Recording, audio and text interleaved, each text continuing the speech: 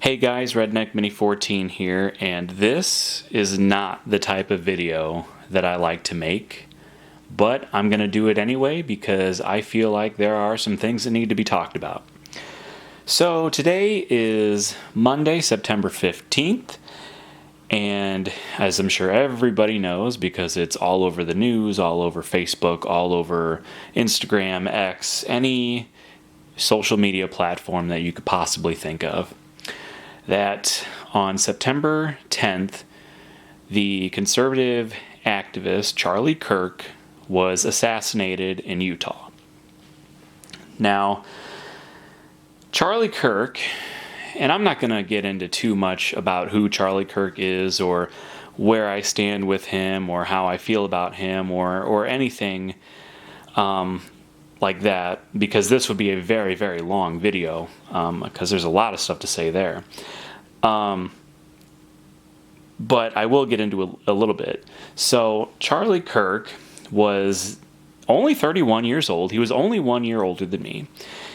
His goal was to go around and talk to young people at college campuses and debate them and try to change their minds. And he was all about free speech and open debate, and let's just say he was a better man than I was because he could really just take a lot of the hate that people gave him, and a lot of some of these people that he would debate were just really out there, and they really were mean-spirited towards him. And let's just say he was a much better person than I was. He stayed calm pretty much all the time. I would be a totally different person when it came to debating like that. But that's what he did. He believed in free speech and open debate, and he would go around to all these college campuses and just debate people. So that's what he did. And a lot of people disagreed with him, especially on college campuses, because colleges are so liberal and he's so conservative. And I'm not going to say that I agree with everything that he ever said. There are a few things I disagreed with, but I will say that there were a lot of what he said and did that I did agree with, and I could get behind him. And I feel like there's a lot of just unnecessary hate for him out there on the internet from the left, and people saying that, he got what he deserved, he was such a horrible person, and they are showing these quotes and these little snippets of videos that are just like cherry-picked, partial pieces of the conversation that don't really illustrate the whole conversation, and they don't give you the full context. And yeah, you know what, I'm sure there are a few examples that do hold some water why he might not have been the best, but I feel like most of what's out there is just BS, and I feel like it's just this hateful rhetoric that the left is pushing. And to say that he deserved or got what he deserved is it's horrible. I mean, he left behind a wife, two young girls. I think they're both girls. One was 3, and I guess the other is 1, maybe. I mean, a baby. I mean, that's horrible. And I've seen people say that they hope that, his wife and his family is next. I mean, that's just horrible. But, like I said, I'm not going to try and get into all that.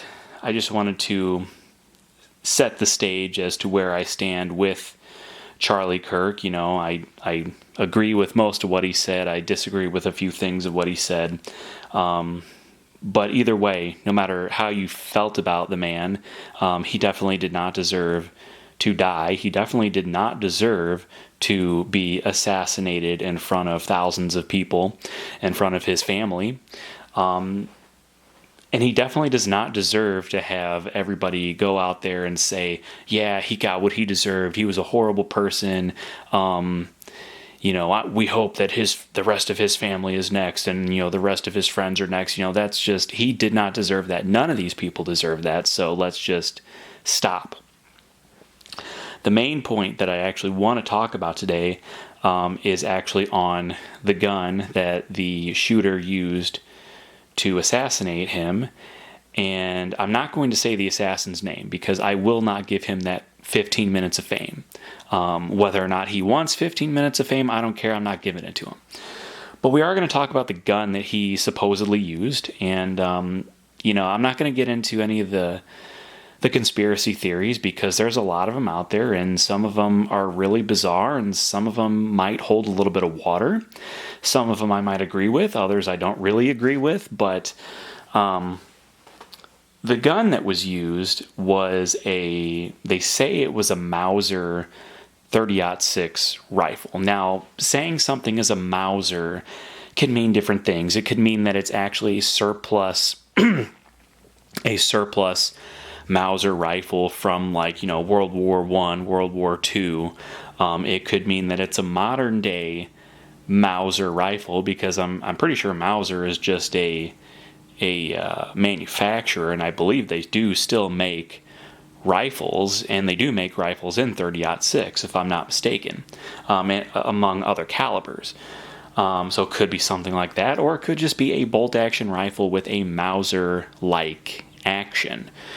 So all of those are different possibilities. The rifle that the news is showing is actually something similar to this, where it has a synthetic stock, or what looks to be a synthetic stock. I suppose it could be a wood painted stock, like it's painted black. I mean, I didn't look at it that close. I might post a picture of what it actually looks like if I can find one.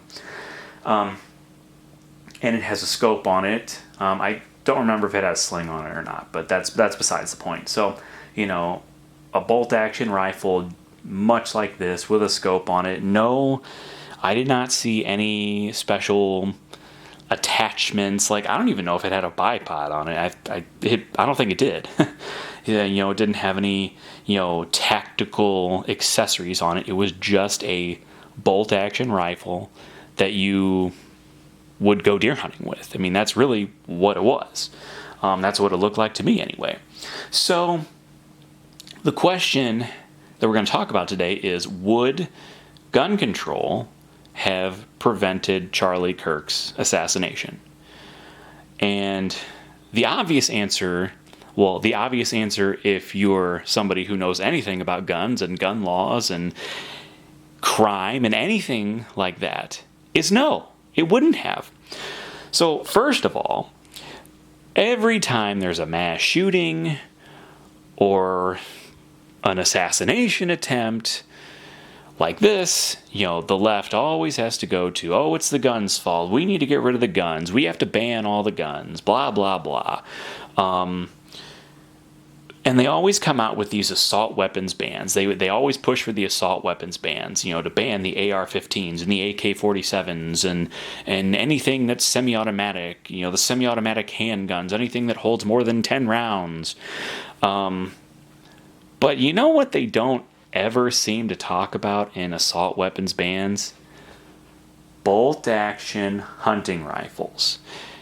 And that's basically what it was. It was a bolt-action hunting rifle, and from what I heard, it only held 4 rounds, or at least he only had 4 rounds in it because he shot 1, and he had 3 more in the magazine. Now, that's another point to be said. It only held 4 rounds. I guess it could have held 5, but it didn't look like it had any sort of an extended magazine. This particular one here only holds 3, plus 1, in the chamber, that is.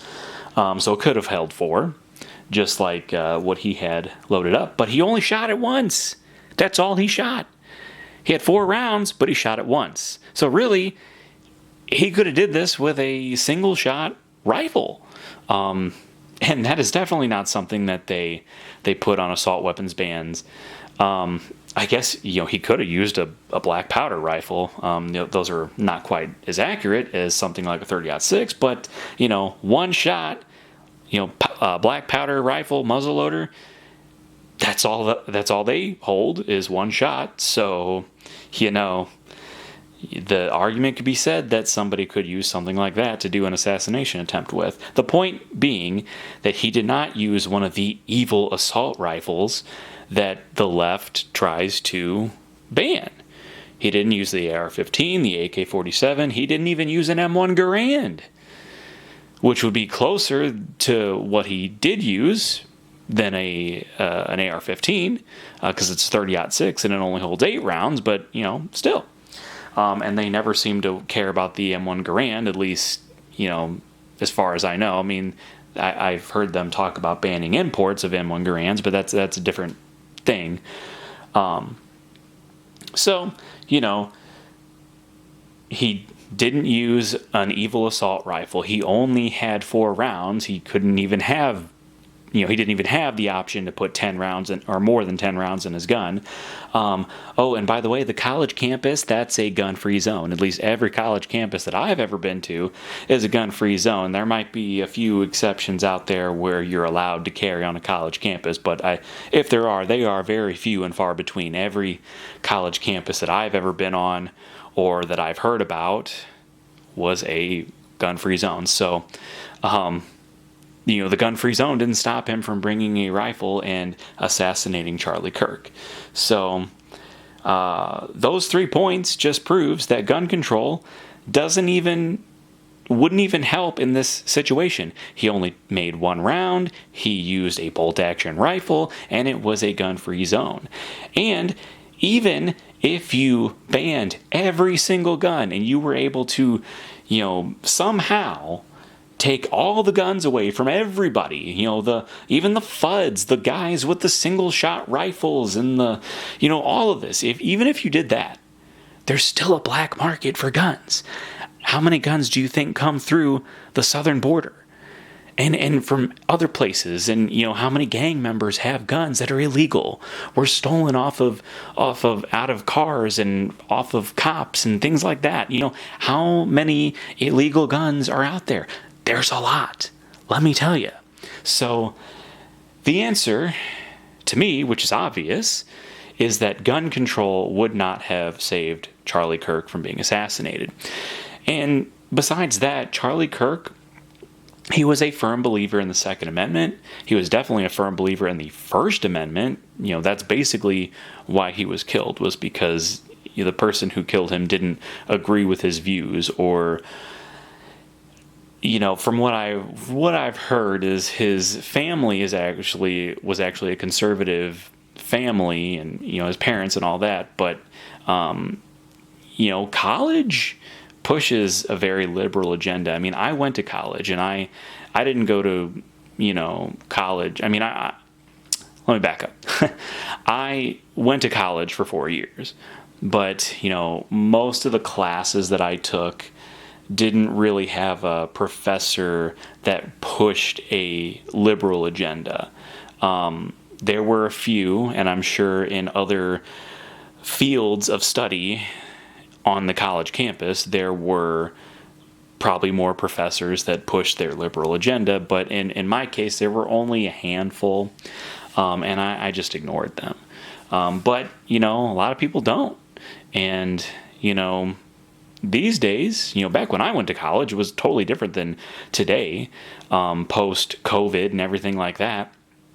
It just seems like every year, politics gets more and more radicalized. And